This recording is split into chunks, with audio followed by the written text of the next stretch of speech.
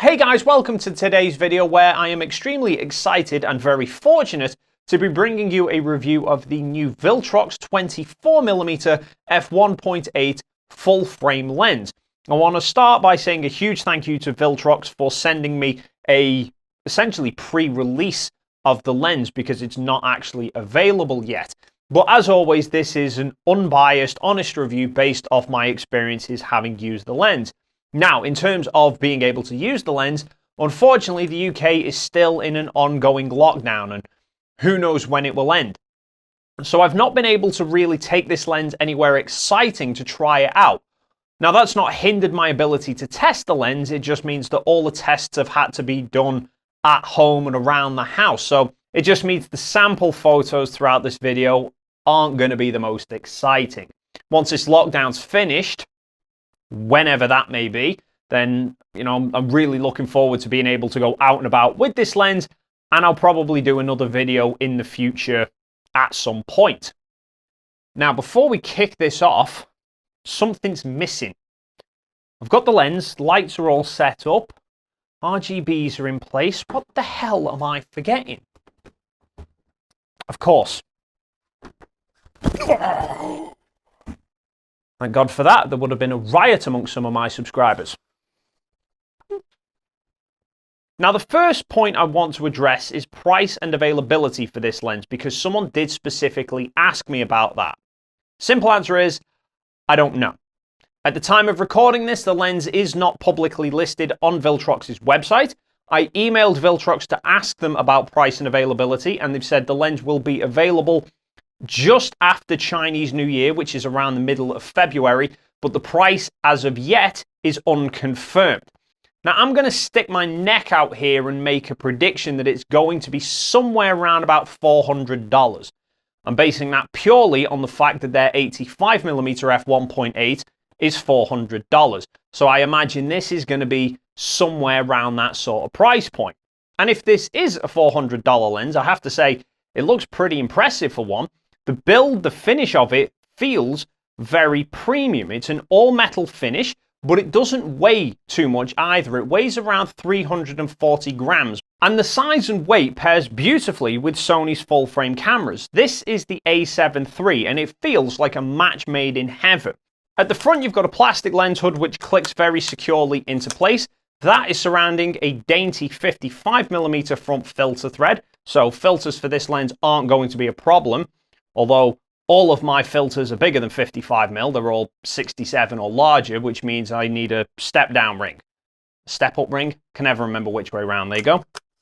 The manual focus ring, like the rest of the lens, has a metal finish to it, so it feels pretty smooth in the hand.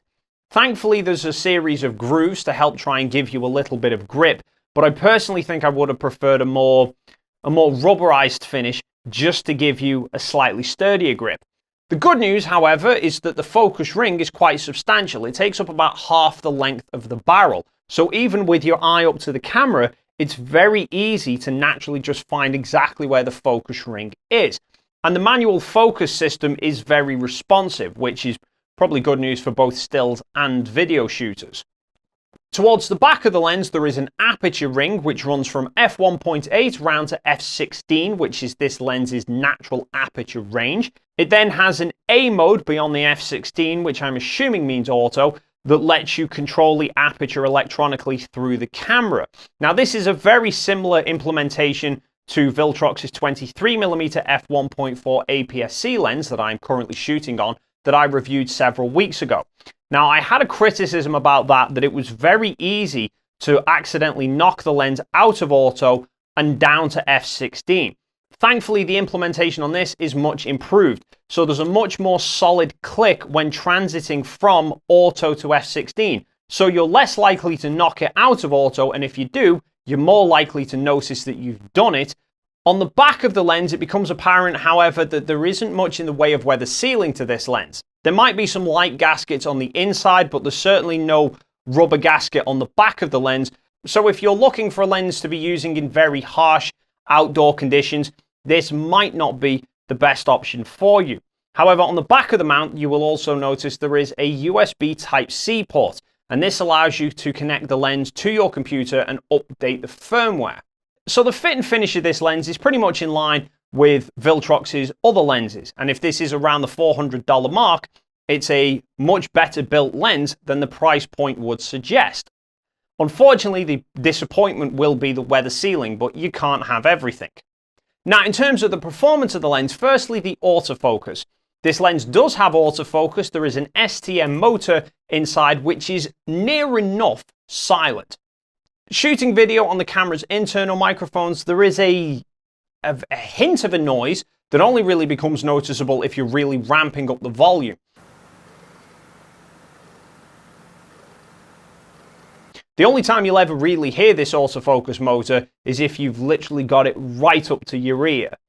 And I've not seen many people shooting like this before. Now, the autofocus drive is pretty smooth, but only reasonably quick. It's certainly not lightning fast for action. But then, to be fair, this isn't really a lens designed for that style of shooting. I did do some testing with Rusty running around the garden, and while this lens wasn't able to get accurate focus 100% of the time, it did do a pretty good job overall of getting him in focus. This lens has a minimum focus distance of 0.3 meters, which is just shy of 1 foot, which sounds pretty close. But for such a wide angle lens, that's not actually that close at all. The maximum reproduction ratio of this lens is only 0.1 times. So this is far from being a macro suitable lens. For video, I've also found this lens works absolutely fine. Now, like I said, my usual video setup is what I'm using now, the Sony a6400 with Viltrox's 23mm APS-C lens. However, the last video I published about the Sony A1 was actually shot on the a6400 using the 24mm, and I noticed no difference in performance between the 24 and the 23. Both of them were just as good as each other. It tracked me through the whole shoot. It didn't dance back and forth. It wasn't latching onto the background. So for video shooting, at least definitely in this sort of scenario, it works absolutely fine. In respect to the image quality, however, the wide open image quality of this lens is a little bit disappointing, if I'm being honest. In terms of the sharpness levels, at f1.8, the center of the frame is pretty sharp. The corners, however, are pretty soft, and there is a lot of ghosting. Once you start stopping the lens down, things do improve. At f2.8, the center of the frame is very sharp. The corners have improved slightly, but they are still much softer. Corners, however, don't hit peak sharpness until you get to about f8. And in terms of the other aspects of image quality, this lens does exhibit quite a noticeable purple color fringing on contrasting edges. Shooting against light, again, color fringing is quite apparent at f1.8. For the astro shooters, I'll admit my testing has been quite limited. Along with the ongoing national lockdown, there is the ongoing national British weather. So I've had one clear night to test this out, and that was under quite a bit of light pollution. Unfortunately, this lens does exhibit some coma within the corners. Although, again, that's unsurprising given the price point. Quite noticeable vignetting at f1.8. Gets substantially better by f2.8, but there is still a hint of it there. Doesn't really clear up properly until around about f4. So overall, the image quality of this lens wide open at f1.8 is not the best. Although, to be fair, even if you do shoot wide open quite a lot, this could still be a very good option for you, because even with that not brilliant image quality at f1.8, the autofocus is still very good, the build of the lens is very good, and if the price point is around $400, that would still make this the only fast 24mm full frame prime lens for Sony E-mount at the moment.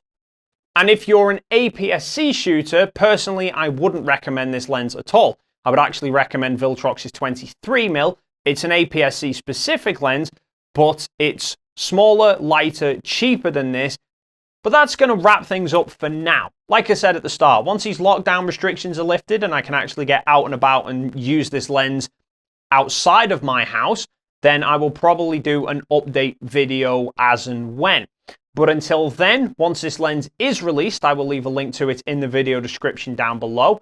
If you have any questions or queries regarding this lens or anything else for that matter, feel free to leave them in the comment box down below. While you're down there, if you enjoyed this video or you found it helpful and you haven't already done so, then please consider hitting the like and subscribe button. If you didn't like it, please feel free to tell me why, and hopefully we'll see you in the next video.